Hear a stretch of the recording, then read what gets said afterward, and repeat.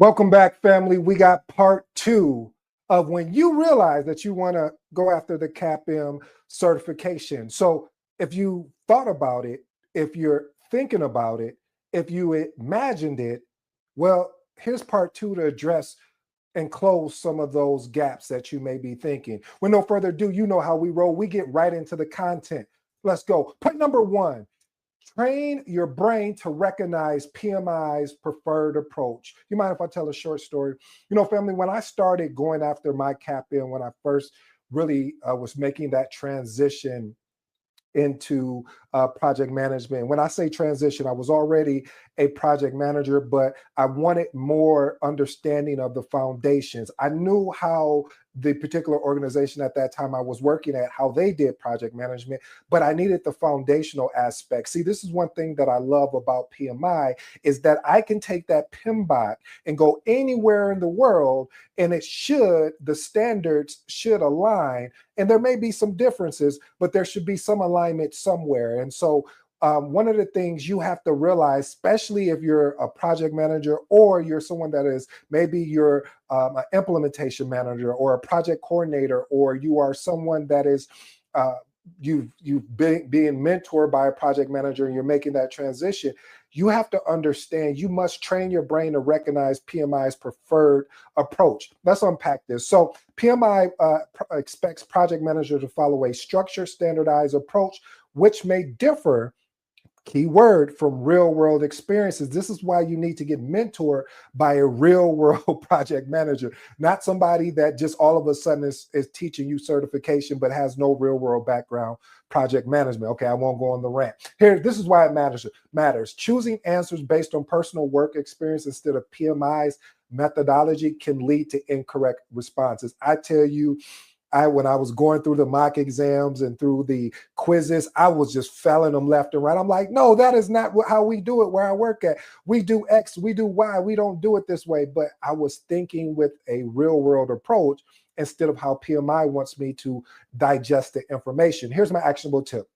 When you are answering questions, ask yourself, what would PMI do? I started to do pound hashtag. What would PMI do? But seriously, family, what would PMI do to ensure alignment with the PMI principles? Point number two, develop a deep understanding of CAPM terminology. This is as they say, this is a layup, literally, because one of the things, CAPM is heavily terminologically based, meaning, I tried to say that real fast, but terminology based. Basically, what that means is there a clear understanding of PMI definitions as well as concepts. So this matters because many exam questions test whether you fully grasp the project management vocabulary. You should be understanding and being able to interpret what is some of the project, not just what, but the whole body of what is project management vocabulary. If I ask you what is a WBS, if I ask you what is a project charter, if I ask you what is a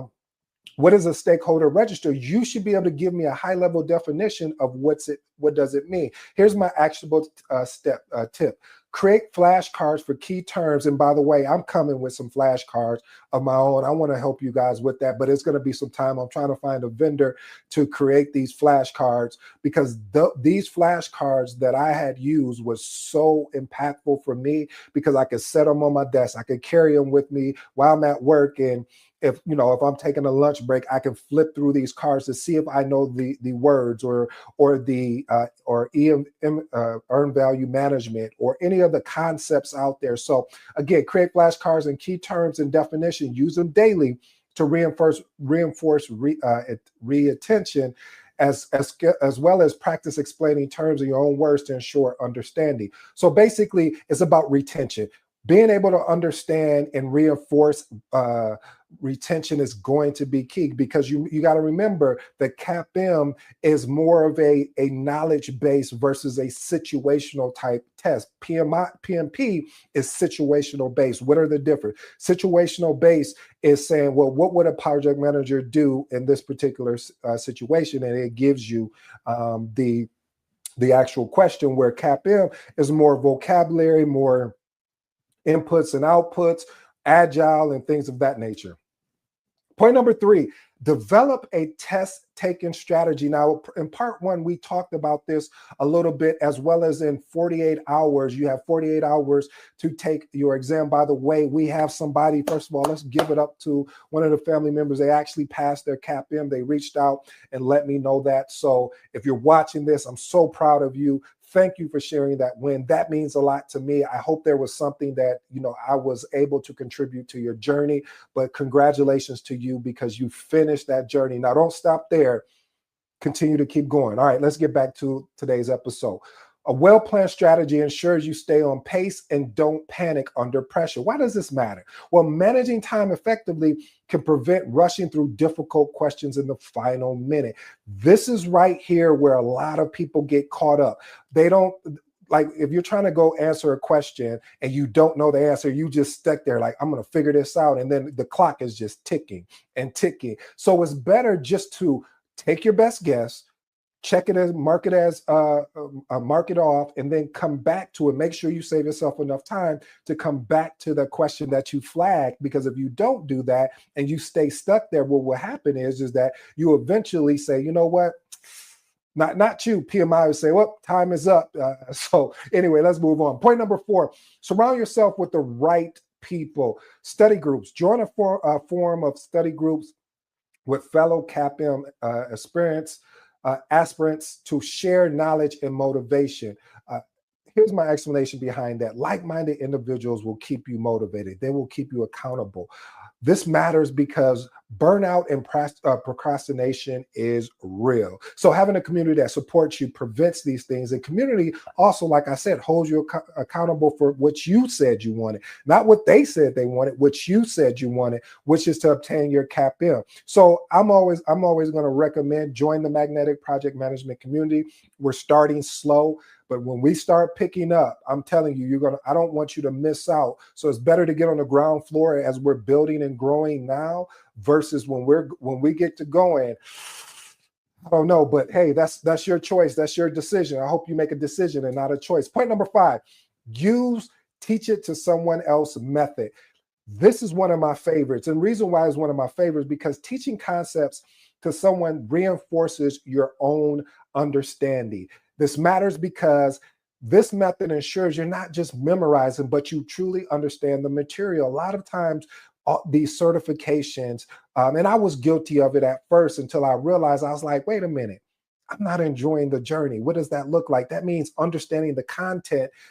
And understanding the content, can I teach this to somebody? Well, here we are. So the point I'm trying to make is that being able to understand the content is going to be important. Go to your spouse, go to a family member, go to a friend, go to a colleague at work and talk this out and see if they understand what you're talking about. If they don't, then you need to do a deeper dive so you can boil it down to where you are able to articulate it in a way where the person you're talking to can understand it, and as well, it helps you understand the content better. So actionable tip, explain project management concepts like a project charter, stakeholder engagement, or a friend in simple or everyday language.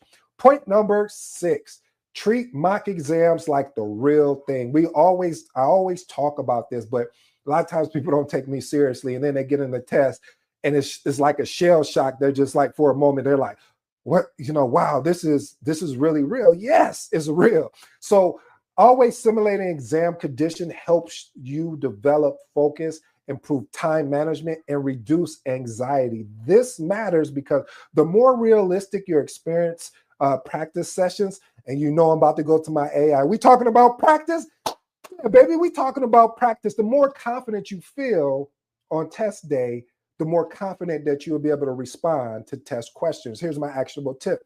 Set up a quiet place, use a timer to match the real exam duration, and stick to the scheduled breaks. If you choose to take a break, we know that you get at the 75 mark question, you're allowed a 10-minute break. And then after that, there are no more breaks. So again, if you're somebody that's going to want to take a break, I recommend that you do that. If you're not, then you say, okay, no, I'm not taking a break. I'm moving forward. But that's based on how you feel and what you practice and plan for. Point number 7, identify your learning style. This is huge for me because I was always trying to figure out my learning style. And one of the things I realized, I had to experiment. I had to try different learning methods. I had to analyze, reflect what works best. And then eventually, just like having an agile mindset, I had to adapt. I tailored my study approach. See, everyone processes information differently. Some learn through visuals, others prefer reading or hands-on practice. For me, I'm a combination of all three.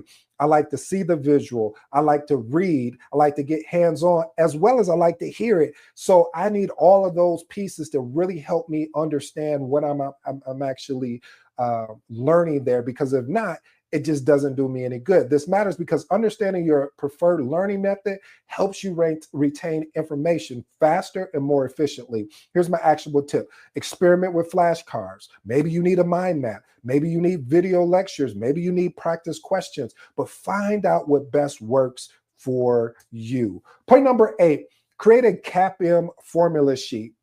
Now, this is memorizing key formulas ahead of time prevents last minute panic. Now, one of the things about this is understanding earned value management, or basically, and then understanding schedule variance and cost variance, having the ability to actually know what you're talking about. Again, just don't memorize and not understand the concept behind it. It's important. Matter of fact, it's imperative that you understand the concept behind it so you can grow. Here's my actionable tip. Write down critical formulas and review them daily before the actual exam. Bonus number 1, train your brain for multiple choice questions. One of the things is understand the question structure. Recognize those tricky wording and double negatives. This is going to help you navigate these questions. Practice elimination. Remove the wrong answer first. This is one of my key things that I'm going to put in my training to teach people who wants to sit and pass the CAPM, because this is one of the things that worked for me. PMI also has it where you can strike out answers when you're on the test. So I always recommend, when you identify an answer, strike it out that if it's not an answer that aligns with what you're trying to see. Because let's say I got 4 answers here, and I know one of this letter A is not it. Strike it out right away so you're not going back and overlooking it as well. And I also have another key trick, but I'll save that for another day. But if you want to know more about that when the training drops, definitely you'll be able to get access to it. Identify keywords, like look for clues in the question, because the question is always going to leave you a clue. It's just how you identify and really review the question that's going to help you. So CAPM questions often have, like I said, tricky words, double negative, and best choice scenarios. This matters because familiarity with how questions are structured helps you avoid common traps. Actionable tip, practice eliminating the wrong answers before selecting the best choice. Now, that's the key word. I should have highlighted that, because there may be 2 good answers, but you need to select the best choice and look for keywords that guide the correct response. And bonus number 2, different between key project management roles. See, this is like, you would think this is easy, and this is where a lot of times you can fall victim to, because of the fact you think it's so easy that you don't even invest the time to study it. So the CAPM exam often tests knowledge on different roles, such as the sponsor, the project manager, team members, and stakeholders. This matters because you need to understand who does what so you can prevent confusion on questions regarding responsibility. Here's my actionable tip. Create just a 1-page reference guide defining each roles and key responsibilities and decision-making authorities. If you need me to create that for me, send me a message, drop a comment in chat, and I would love to create that for you so you'll have an understanding of a cheat sheet of just to say, okay, who responsible for this, and who makes this decision, and who authorizes the project, these type of things, so you have a better understanding and it'll help you on your exam. All right, let me give you my 3 transformational remarks and then I'll be on my way. Number 1, train your brain to recognize PMI's preferred approach. Like I said, choosing answers based on personal work experience instead of PMI methodology can lead to incorrect responses. My actionable tip is, when answering questions, ask yourself, I'm going to do it again, #, what would PMI do? you just want to be able to, all seriousness, family, you want to be able to ensure alignment with the PMI principles. And number two, teach it to someone else. Method, this is so key. When you're able to not just memorize, because I don't want to work with people that just want to memorize, because memorizing is not going to help you on your journey. When you're sitting in that interview and you have a great opportunity and you did all this memorization, but you didn't understand the content, then you won't be able to give proper context to what you're talking about. So again, my actionable tip is set up a private conversation, discuss the reasons for not attending, identify how to prove future actions. What I mean by that is understand, being able to articulate what you're talking about, what you've just learned at a very high level. You should be able to do that with anybody. Identify your learning style. This is going to be important. Understand preferred learning methods helps you retain information faster and more efficiently. My actionable tip is experiment with flashcards, mind maps, video lectures, and practice questions to find out what's best for you. Well, family, I hope you enjoyed today's episode. I go by the name of ED. For all you smart and intelligent folks out there, hey, listen, that just simply means Ed. Until next time.